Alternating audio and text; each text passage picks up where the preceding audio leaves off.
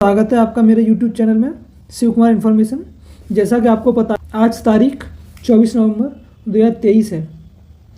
आज SSC GD का notification सुबह से आने वाला था, परंतु अभी मैं आपके सामने नई खुशखबरी के साथ आया हूँ।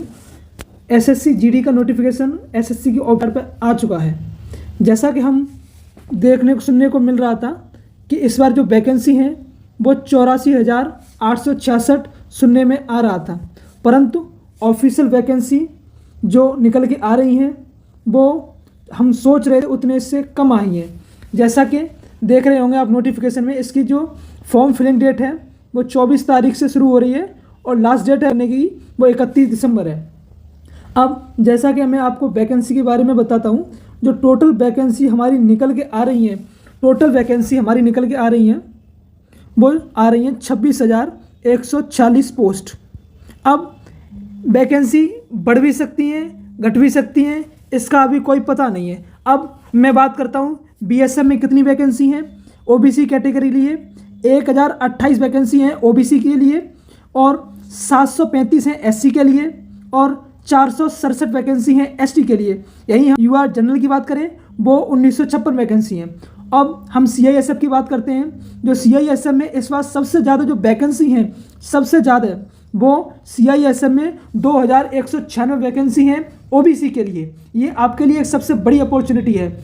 अब यहीं हम बात करते हैं सीआरपीएफ की। सीआरपीएफ के लिए 688 वैकेंसी हैं ओबीसी के लिए। एसएसबी में मात्र 125 वैकेंसी ओबीसी के लिए। आप जैसा कि नोटिफिकेशन में देख पा रहे होंगे, यहाँ पर असम राइफल के लिए 156 वैकेंसी देख रखी हैं, और एसएसएफ के लिए इस बार ओबीसी के लिए कोई वैकेंसी नहीं है। एससी के लिए हमारी 33 वैकेंसी हैं और एसटी के लिए 16 वैकेंसी है। अब जो टोटल वैकेंसी है ओबीसी के लिए आपको टोटल वैकेंसी दिख रही है 4,776 सभी वैकेंसी हैं, जो कि ओबीसी के लिए सीएपीएफ के अंदर, जैसा कि आपको पता होगा सीएपीएफ के अंदर हमारी जो पांचों फोर्सेस आती हैं, आपको जैसा कि ऊपर देख पा रहे होंगे, BSF, CISF, CRPF, SSB, ITBP, AR, Assam rifle होता है, एसएसएफ होता है।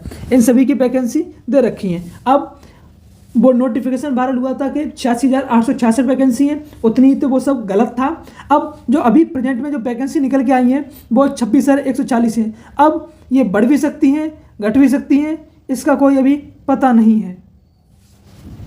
अब यहीं पर हम बात करते हैं इसकी। अब यहाँ पर देखेंगे हम एज लिमिट की। यहीं पर एससी और एसटी के लिए 5 ईयर का रिजर्वेशन दे रखा होता है, एक्स्ट्रा रिलैक्सेशन दे रखा होता है, और ओबीसी के लिए 3 ईयर का दे रखा है। अब यहीं पर हम नोटिफिकेशन में आगे देख के चलते हैं। ये नोटिफिकेशन मैं अपनी वीडियो में नीचे पिन कर दूंगा, आप पढ़ भी सकते हैं। अब यहीं पर मैं नीचे चलता हूँ। आपको सिलेबस के बारे में काफ़ी पता होगा।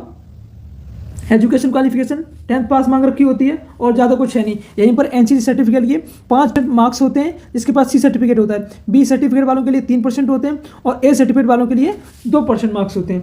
अब आप अपेंडिक्स वगैरह ये दे रखे हैं। फॉर्म फिलिंग 100 रुपये होता है, आप देख सकते हैं। अब आप देख रहे होंगे विंडो 2 एप्लीकेशन फॉर्म करेक्शन 4 तारीख से जनवरी में खुलेगा और 6 तारीख तक चलेगा। नोटिफिकेशन में आपको दिखाई दे रहा होगा। सेंटर वगैरह हैं वो सभी दे रखे हैं। और यहीं पर मैं बात करता हूँ, आप देख पा रहे हैं। अब मैं यहीं पर बात करता हूँ सिलेबस की। सिलेबस भी आपको काफ़ी अच्छे से पता होगा। जैसा कि आपको पता है रीजनिंग के 20 क्वेश्चन आते हैं, 40 मार्क्स से होते हैं। यहाँ पर एक क्वेश्चन 2 नंबर का होता है। यहीं पर जीएस की बात करते हैं जिसमें 20 क्वेश्चन होते हैं, 40 नंबर के होते हैं। यहीं पर मैथ की बात करते हैं जिसमें अर्थमेटिक मैथ आता है, 20 क्वेश्चन होते हैं, 40 मार्क्स होते हैं। और इंग्लिश और हिंदी में से हमें कोई एक चूज़ करना होता है जिसमें 20 क्वेश्चन होते हैं, 40 मार्क्स होते हैं। टोटल जो पेपर होता है उसमें 80 क्वेश्चन होते हैं और 60 मिनट मिलती है पूरा पेपर करने को। यह सिलेबस है, आपको पता होगा काफ़ी अच्छे से। अब यहाँ पर हम बात करते हैं पीएचडी के लिए। अब आपको पता होगा सिलेक्शन प्रोसीजर क्या है। अब हम बात करते हैं सिलेक्शन प्रोसीजर की। सिलेक्शन प्रोसीजर सबसे पहले आपको मिलेगा, आपका रिटन होगा। जब आप रिटन में क्वालिफाई कर लेंगे, रिटन को क्वालिफाई करेंगे, उसके बाद आपका होता है पीएचडी। पीएचडी क्या होता है? पीएचडी होता है फिजिकल स्टैंडर्ड टेस्ट, जिसमें मेल के लिए जो हाइट होती है वो 170 सेंटीमीटर होती है, वहीं फीमेल के लिए होती है वो 157 सेंटीमीटर होती है। अब यहाँ पर क्या होता है, यहाँ पर जो हिली एरियाज होते हैं उनके लिए रिलैक्सेशन दे रखा होता है। जैसा कि मैं देख पा रहा हूँ, all candidate belong to the scheduled tribes, उनके लिए जो हाइट दे रखी है वो 162.5 दे रखी है मेल के लिए, वहीं फीमेल के लिए 150 दे रखी है। अब schedule all schedule tribes candidate of the north eastern state. अब जो नॉर्थ ईस्ट की स्टेट है, जैसे आपको पता होगा नॉर्थ ईस्ट की स्टेट होती है, जैसे आसम हो गया, मिजोरम हो गया, या बाकी जो नॉर्थ ईस्ट की स्टेट हैं उनके लिए जो मेल की हाइट होती है वो 157 होती है, और वहीं फीमेल की जो हाइट होती है वो 147 होती है। अब मैं देख पा रहा हूँ ये आपको काफ़ी तरह का आप पढ़ सकते हैं। अब वहीं पर आपको मैं नीचे और लेके चलता हूँ, जो इन्फॉर्मेशन देने लायक है, इन्फॉर्मेशन जो आपके लिए ज़रूरी है, वो सब चीज़ मैं आपको दिखा दे रहा हूँ। अब जैसे कि आप फॉर्म फिल करेंगे, SSC की ऑफिशियल वेबसाइट है, उस पर आपका अकाउंट बना हुआ, वहाँ से आप फॉर्म फिलअप कर सकते हैं। ये पूरा है, आप इसको पढ़ सकते हैं, मैं अपनी वीडियो के नीचे पिन कर दूंगा। और बाकी जो कुछ होगा आप हमसे पूछ सकते हैं कमेंट ऑप्शन नीचे कमेंट करके। और अब मैं आपको बताता हूँ, आपका यही राइट समय है, राइट समय है आपका तैयारी करने का, राइट टाइम।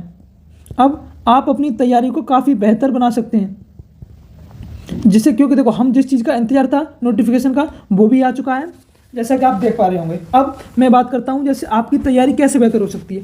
आप रोजगार विद अंकित, आपने सुना भी होगा, रोजगार विद अंकित, उनके ऐप पर डेली संडे को मॉक आता है, संडे को जो मॉक आता है आप उसको डेली मॉक सुबह 6 बजे आ जाता है, और हम उसकी जो वीडियो है, जो वीडियो में मैथ का जो सॉल्यूशन है, मैथ सॉल्यूशन, वो हम अपने यूट्यूब चैनल पर सुबह 8 बजे अब देते हैं डेली संडे। अब यहाँ पर हम डेली संडे यहाँ पर हम अब डेली जो मॉक आता है उसको कवर करते हैं। अब जैसा कि आपको पता है, आप बिगनर होंगे, जो कई सारे बच्चे बिगनर होंगे, उनको भी SSC GD के लिए तैयारी करनी है। हम मंडे से जो SSC GD के लिए अंकित सर की जो बुक आती है मैथ की, उसको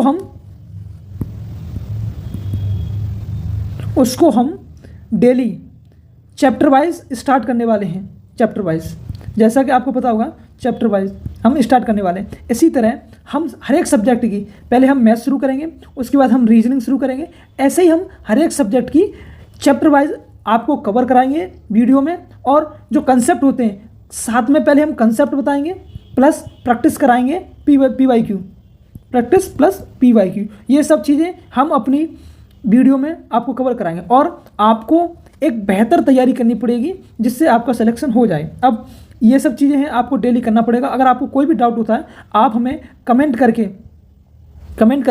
पूछ सकते हैं कमेंट में। और अगर कोई भी हेल्प चाहिए, जैसे आपको कहाँ से पढ़ना है, कैसे क्या करना है, आप पूछ सकते हैं। आपको अगर वीडियो अच्छी लगे तो लाइक करें और शेयर करें। धन्यवाद।